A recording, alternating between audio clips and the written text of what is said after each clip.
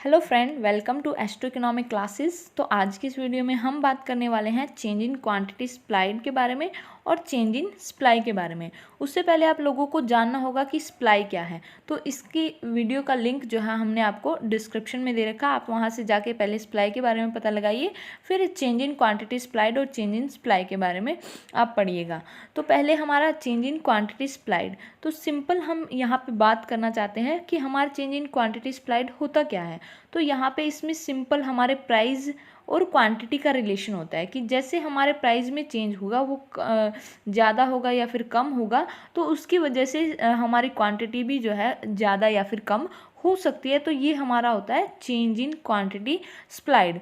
इसके अलावा change in supply में क्या होता है कि प्राइस के अलावा जो अदर फैक्टर होते हैं, ठीक है, प्राइस के अलावा जो अदर फैक्टर होंगे हमारे, उनमें भी जब चेंज आता है, ठीक है, कि प्राइस तो चेंज होगा ही, साथ में अदर फैक्टर भी जो है वो चेंज हो रहे हैं, तो उसकी वजह से हमारी क्वांटिटी में भी चेंज आ जाता है। तो वो हमारा कहलाता है चेंज इन सप्लाई। अब हम इसको डिटेल में जान लेते हैं।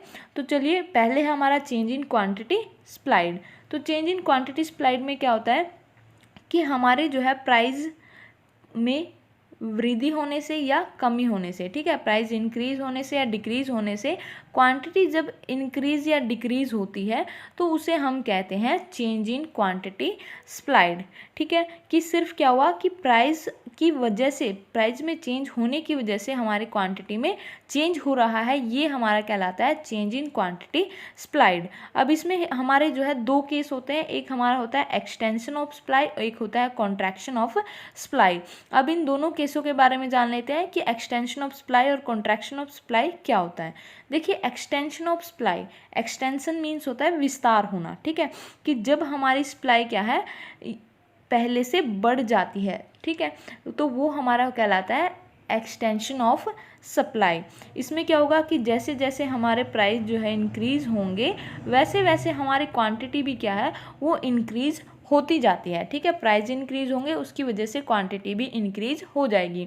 देखिए, आप टेबल में देखिए, जब हमारे प्राइस 2 रुपये थे तो क्वांटिटी क्या है 10 रुपये थी, फिर 4 प्राइस हुए तो क्वांटिटी बढ़ के 15 होगी, कि प्राइस इंक्रीज हो रहे हैं, साथ में क्वांटिटी जो है जो यहाँ पे सप्लाइड क्वांटिटी है वो भी यहाँ पे इंक्रीज हो रही होती है। तो इसका डायग्राम जो है इस टाइप का होता है कि हम एक ही सिंपल जो सप्लाई कर्व होता है, ठीक है, इस सप्लाई कर्व पे एक पॉइंट से दूसरे पॉइंट पे जा रहे हैं, ठीक है, एक पॉइंट से दूसरे पॉइंट पे जाना, ये हमारा क्या कहलाता है, ये हमारा एक्सटेंशन कहलाता है। ठीक है, तो ये हमारी क्या होती है, हमारी एक्सटेंशन कहलाएगा। यहाँ पे एक्सटेंशन ऑफ सप्लाई हम क्या बोलेंगे कि प्राइस के इंक्रीज होने से क्वांटिटी भी जो है वो हमारी इंक्रीज हो रही है, और ये क्या होता है सिर्फ एक ही जो है हमारा सप्लाई का होता है, उसके ऊपर सिर्फ हम पॉइंट चेंज हो जाता है कि पहले यहाँ ए पॉइंट पे थे, अब क्या है किसी दूसरे पॉइंट बी पे होंगे, क्योंकि प्राइस क्या होगा बढ़ा तो उसकी वजह से क्वांटिटी भी बढ़ चुकी है। ये होता है एक्सटेंशन ऑफ सप्लाई। अब बात करते हैं कॉन्ट्रैक्शन ऑफ सप्लाई के बारे में। देखिए, कॉन्ट्रैक्शन का मीन्स होता है संकुचन होना, ठीक है, यानी कि गिरावट आना। अब क्या होगा कि पहले जब जैसे हम ऊपर की ओर एक्सटेंशन में ऊपर की ओर जा रहे थे, लेकिन अब क्या है हम नीचे की ओर आएंगे, कि यहाँ पे क्या होगा हम नीचे की ओर आ रहे हैं, तो इसको बोलेंगे कॉन्ट्रैक्शन। ये बिल्कुल जो है एक्सटेंशन वाले के अपोजिट होता है, कि उसमें हमारे क्या थे, प्राइस अगर बढ़ते थे तो हमारी क्या थी, क्वांटिटी भी बढ़ जाती थी, लेकिन यहाँ पे प्राइस क्या होंगे, प्राइस कम होंगे तो क्वांटिटी जो है वो भी हमारी कम हो जाएगी। तो ये हमारा होता है कॉन्ट्रैक्शन ऑफ सप्लाई। देखिए, यहाँ पे प्राइस 10 था, क्वांटिटी 30 थी, फिर 4 प्राइस हुआ, यानी कि प्राइस क्या हो रहे हैं कम हो रहे हैं, तो उसकी वजह से क्वांटिटी भी क्या हो रही है कम हो रही है, तो इसे बोलते हैं हम कॉन्ट्रैक्शन ऑफ सप्लाई। अब इससे आगे बात करते हैं हम चेंज इन सप्लाई की। दूसरा जो केस था चेंज इन सप्लाई, वो उसकी हम बात करते हैं यहाँ पे। तो देखिए, चेंज इन सप्लाई क्या होता है। चेंज इन सप्लाई में मैंने आपको बताया था कि प्राइस में चेंज होने के साथ साथ जो अदर फैक्टर होते हैं, ठीक है, प्राइस में चेंज होगा लेकिन उसके अलावा जो अदर फैक्टर होते हैं उनमें भी क्या होता है चेंजेज आ जाते हैं। अदर फैक्टर क्या होंगे, जैसे कि टेक्नोलॉजी में चेंज आ जाए, ठीक है, इसके अलावा जो हमारा फैक्टर प्राइस होता है, ठीक है, फैक्टर जो प्राइस होते हैं उनमें चेंज आ जाए, तो ये जो अदर फैक्टर हैं जब इनमें भी चेंज आएगा और इसकी वजह से क्या होगा हमारी क्वांटिटी में चेंज आएगा। ठीक है, कि जब अदर फैक्टर के द्वारा हमारी जो क्वांटिटी है उसमें चेंज आता है तो उसे हम बोलते हैं चेंज इन सप्लाई। और यहाँ पे क्या होता है कि यहाँ पे हमारा जो सप्लाई कर्व होता है वो एक ही नहीं होता, हमारा सप्लाई कर्व उठ के या तो नीचे आ जाता है या हमारा सप्लाई कर्व खिसक के ऊपर की ओर चला जाता है। यानी कि यहाँ पे क्या होगा कि पूरा का पूरा सप्लाई कर्व ही चेंज हो जाएगा, तो इसे हम बोलते हैं चेंज इन सप्लाई। अब इसमें भी हमारे दो केस आते हैं, एक केस आता है हमारा इंक्रीज इन सप्लाई और एक आता है डिक्रीज इन सप्लाई। अब इनके बारे में बात कर लेते हैं। पहला आया हमारा इंक्रीज इन सप्लाई। अब देखिए जैसे पता लग रहा है कि इंक्रीज इन सप्लाई में क्या होगा कि हमारा डिमांड को पहले से हमारा सप्लाई को पहले से बढ़ जाएगा। तो सप्लाई को हमारा इस साइड बढ़ता है, तो यहाँ से क्या है पहले हम इतनी सप्लाई कर रहे थे तो अब क्या है इतनी ज़्यादा सप्लाई करेंगे। ठीक है, तो ये क्या होगा कि हमारी सप्लाई यहाँ पे क्या हो जाती है, बढ़ जाती है। अब इसमें क्या होगा कि हमारे जो है प्राइस में, ठीक है, प्राइस के अलावा जो अदर फैक्टर हैं उनमें भी चेंज होने की वजह से हमारी क्वांटिटी क्या है, वो क्वांटिटी हमारी बढ़ जाती है। ठीक है, ये फैक्टर क्या हुए, इनमें चेंजेज आया, इन फैक्टर में चेंज होने की वजह से हमारी क्वांटिटी क्या हो गई, इंक्रीज हो गई, तो इसे हम बोलते हैं इंक्रीज इन सप्लाई। अब इसमें जो है हमारे कई केस आते हैं इंक्रीज इन सप्लाई में।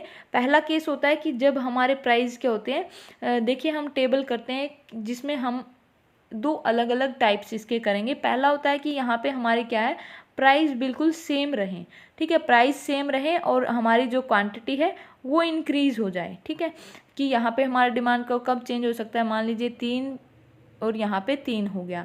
ठीक है, तो यहाँ पे क्या था, हमारा सप्लाई को अलग था, लेकिन अगर हमारा जो है क्वांटिटी चेंज होके क्या हो जाती है कि ये तो 3 ही रहता है लेकिन क्वांटिटी बढ़ गई, तो ये हम जो है नए जो है सप्लाई कर्व पे आ जाते हैं। एक केस तो हमारा ये हुआ कि जहाँ पे प्राइस सेम रहेंगे लेकिन क्वांटिटी इंक्रीज हो जाएगी। दूसरा केस यहाँ पे होता है कि यहाँ पे प्राइस क्या है, वो प्राइस हमारे कम हो जाएंगे। ठीक है, प्राइस अगर कम हो जाए और क्वांटिटी सेम रहे, प्राइस कम हो गए क्वांटिटी हमारी सेम रहे, तभी भी हम जो है ये केस पॉसिबल हो सकता है। देखिए प्राइस यहाँ पे कितना है 3 और क्वांटिटी हम ले रहे हैं 2।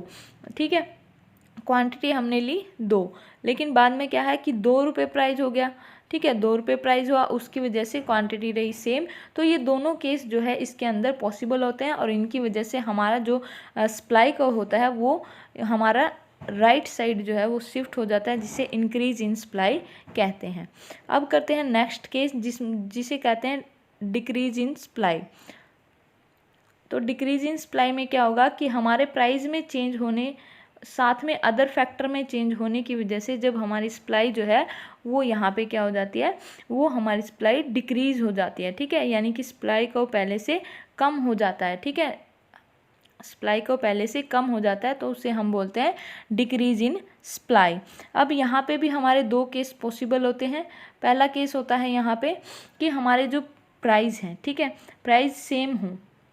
अब प्राइस सेम रहेंगे और क्वांटिटी क्या है, पहले से कम हो जाएगी। ठीक है, प्राइस सेम है, प्राइस यहाँ पे सेम रहेंगे, यहाँ थे पहले हम, अब यहाँ आ जाते हैं, तो यहाँ पे 2 अलग अलग जो है सप्लाई को बन जाएंगे। एक केस तो हमारा ये होता है। दूसरा केस होता है कि जब हमारी जो है यहाँ पे प्राइस बढ़ जाए, प्राइस बढ़ के मान लीजिए 3 से 4 हो जाते हैं और क्वांटिटी क्या है, हर बार 3 रहती है, तो तभी भी जो है ये केस पॉसिबल होता है। तो डिक्रीज इन सप्लाई हुआ कि जब प्राइस में चेंज होने की वजह से और अदर फैक्टर में चेंज होने की वजह से हमारी जो सप्लाई का है वो, या हमारी जो सप्लाई है वो पहले से कम हो जाती है, तो इसे हम बोलते हैं डिक्रीज इन सप्लाई।